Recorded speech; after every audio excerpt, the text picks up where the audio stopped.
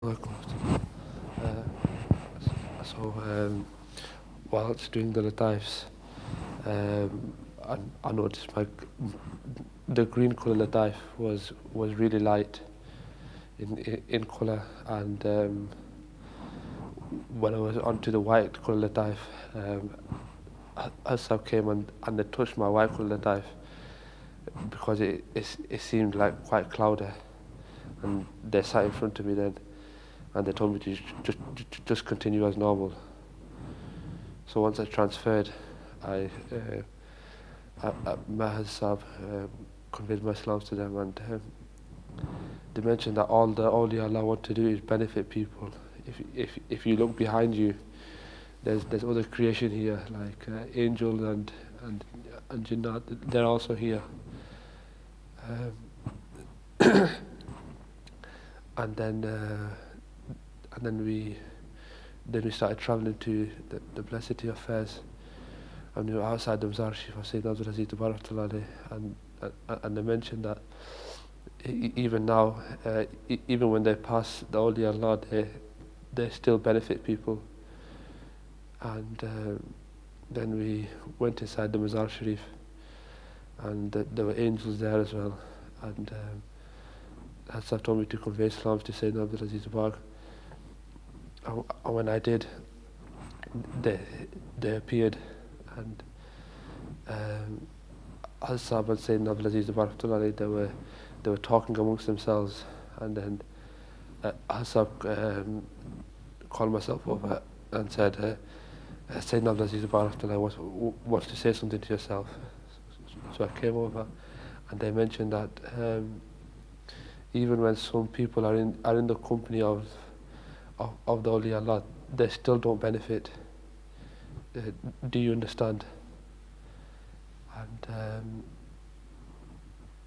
I confirmed, and they said that's it. And then they gave me ijazat, and then it was the end of the Muraqbah there.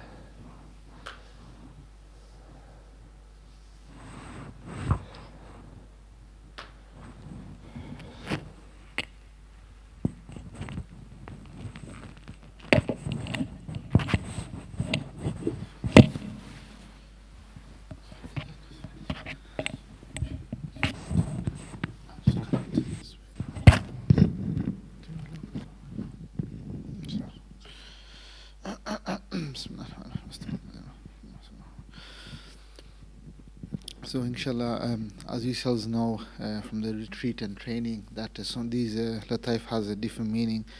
So the original color, like you were saying about green, when any color like this it changes from the origin, then that shows some kind of tainting or something is just harboring. And so the blessing is that the teacher came and in a way they've actually fixed it. And one indication is that mashallah, like you're doing the course of purification, maybe seek one of the ustads, like Ustad cases, mashwara and a review. And as you're still going through the stages of mind, how to now slowly build this skill and training to bring the presence of Allah subhanahu wa ta'ala in mind all the time, especially when you're at work or doing other activities, that you don't become absent from this. And that also helps then to actually keep you focused about your mission and overall purpose. Sometimes this gets obviously for everyone it gets affected because you're busy with dunya, work and other things. So maybe seek a review with the ustad, inshallah, how your course is going, what stage you're at, what's happening. It's always good to review these things, inshallah. And then after transfer, mashallah, there's so many blessings out there from the mashayikh, which is good, self-explanatory. As you can see, with the mashayikh, so many blessings that the angels are supporting, are behind them, and the whole, like I said, the world of goodness and the malaika are there, and then all this working is going in behind the scene, just to present this whole course and tariq, in front of us like on a plate. And then the diffusat and barakat, so not only from the awliya, angels, everyone are actually what you call it, giving fares and benefiting and supporting this cause. So you should be assured that what path and who you are actually following, embarking upon, inshallah. And There are also indication that, look, Sheikh Sayyidina Abdul Aziz Dabbar rahimahullah is obviously the mashayikh and the teacher of our teachers. And even then they were said, you go and convey salam. So they were showing the adab, how they are in front of their teacher and from their sheikh as well. That as though in front of them they're nothing. And they don't even like to utter anything in front of them as such. Complete obedience and submission to the teacher, and something that we should learn. So spiritually, whenever you see the interactions taking place between the teacher and the mashayikh, this is basically for us to learn like how we should be now, interacting with our own teacher physically as well. So that's one way you can learn, because sometimes the teacher himself doesn't say to you, this is the adab, you follow this is the way. But sometimes, through this experience, you learn how to deal with him and how to say things and so on. Well, I think the final part is important. From what I remember, he said is that yes, people. There are many people who. One aspect what Ustad Kaisab mentioned is that people are not connecting or staying in close proximity of the teacher. That's one problem. The other problem is that sometimes we think we are close to the teacher, we're serving, we're doing all sorts, but maybe there may be many blockages that we put ourselves. One thing is maybe not knowing the adab of the teacher, so we're not really benefiting from them. Secondly, we're not really following or submitting our intellect. Yes, we are following, but maybe not following with our intellect. We still have our own concepts, follow our own ways when it comes to my own life, following deen, whatever things that we have in mind, we actually using that. So that becomes a blockage as well. That if you truly accept someone as a teacher and follow them, then why do you have your own way as well, that you think this is how it should be done, or you have an opinion about these things and use your own intellect? Now that should be submitted as well. So some of these things that we have to analyze our own life, that am I one of them? Okay, maybe outwardly I am following my teacher and so on. Am I using my intellect all the time to decide things in terms of deen and following? Rather, I'm looking towards my teacher for advice and guidance in this regard as well. So everyone should know about these things, how you actually view things. And adab is key here as well, for benefit from the mashayikh, inshallah. That's some of the things.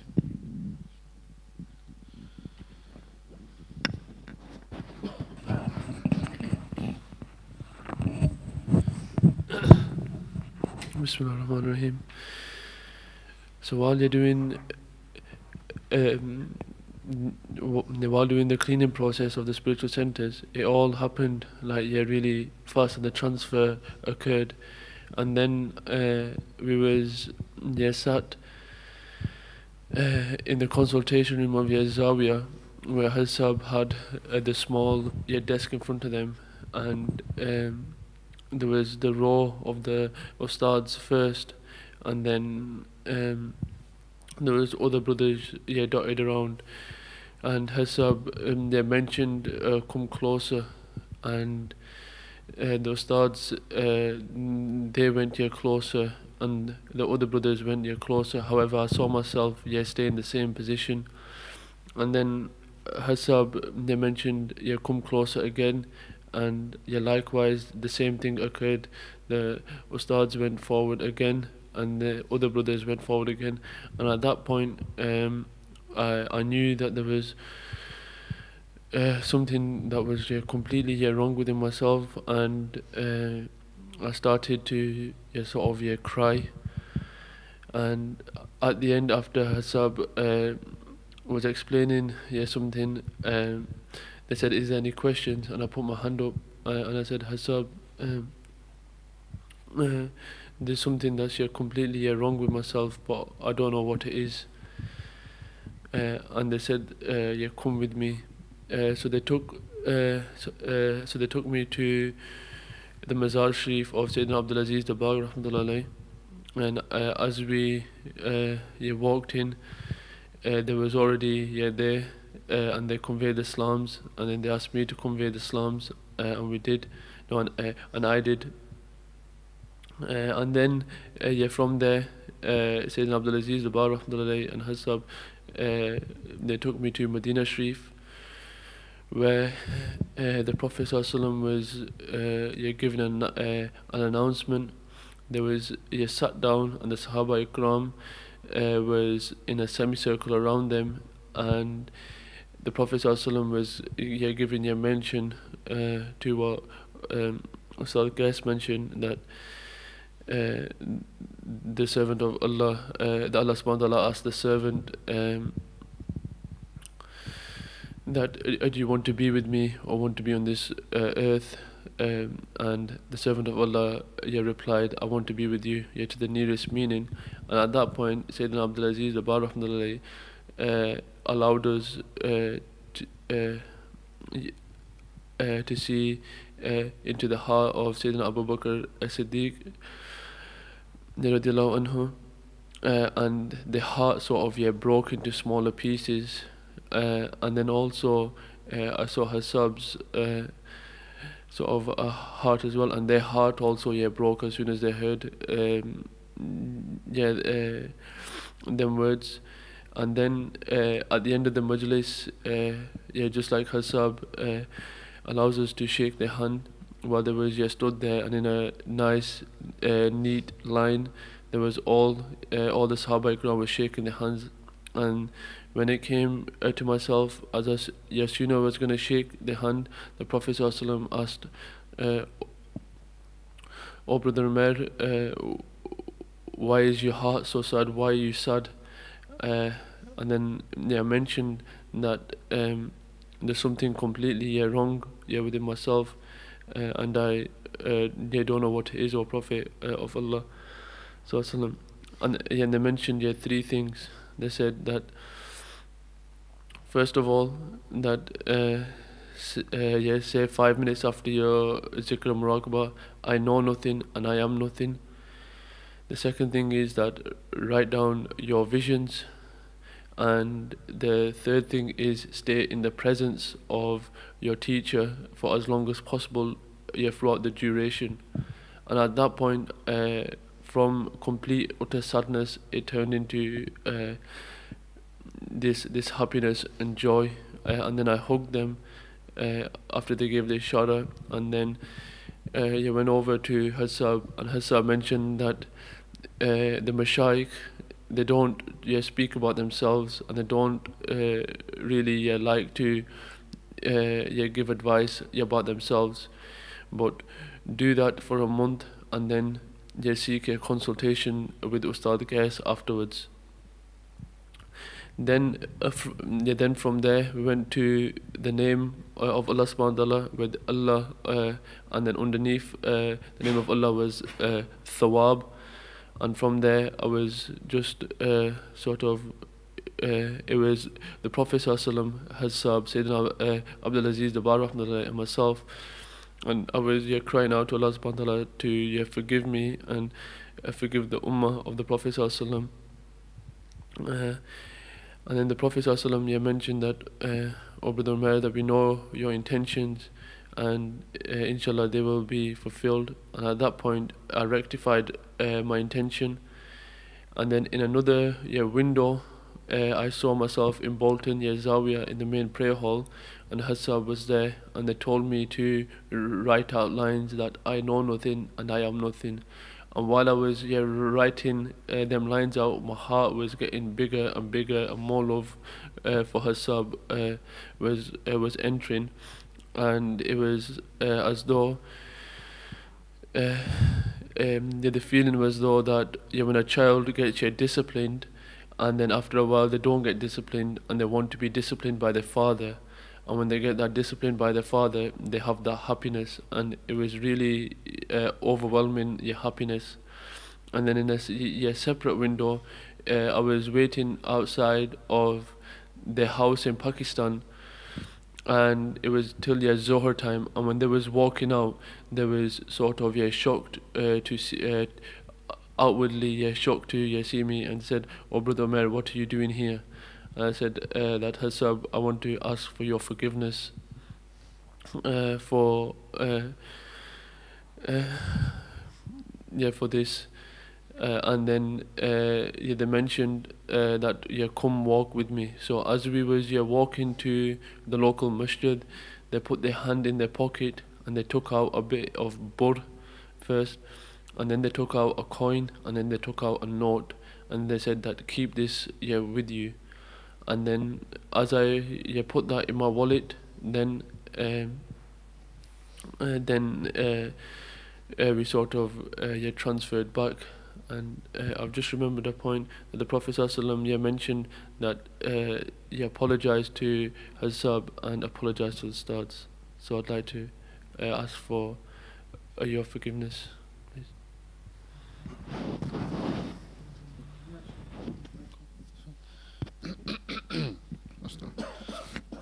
So, mashallah, many of it is also self-explanatory, quite clear.